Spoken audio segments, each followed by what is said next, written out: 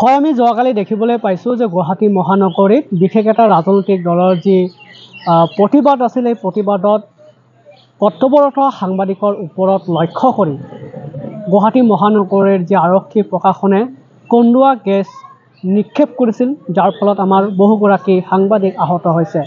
আৰু এই আহত হোৱাৰ খবৰে অতিকৈ আমাক মৰ্মাহত কৰিছে। গতিকে এই সমগ্ৰ ঘটনাক সদৌ অসম সাংবাদিক মঞ্চই আমি তীব্ৰ ভাষাৰে গৰিহণা জনাইছোঁ। গুৱাহাটী মহানগৰীৰ যি আৰক্ষী প্ৰশাসনক আমি আহ্বান জনাইছোঁ যে প্ৰায় দেখা গৈছে যে প্ৰশাসনে বিভিন্ন সময়ত দেখা গৈছে যে সাংবাদিকক লক্ষ্য কৰি লোৱা হয়। সাংবাদিকসকলে বাতৰি সংগ্ৰহ কৰি থকা সময়ছোৱাত যি কাৰ্য কৰিলে আচলতে সঁচাকৈয়ে সাংবাদিক সমাজে আমি অতিকৈ মৰ্মাহত হৈছোঁ যে প্ৰশাসনে সাংবাদিকৰ ওপৰত কিদৰে নিক্ষেপ কৰিব পাৰে।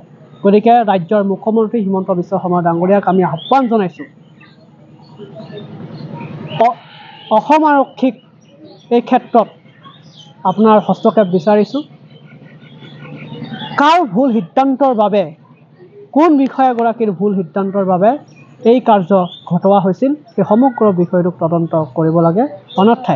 অন্যথাই এনেধৰণৰ ঘটনা যাতে পুনৰাই নঘটে আমি ৰাজ্যৰ আৰক্ষী প্ৰশাসনলৈ আহ্বান জনাইছোঁ। নহ'লে আমি বুম এৰি আমি ৰাজপথত বহি আন্দোলন কৰিবলৈ বাধ্য হ'ম।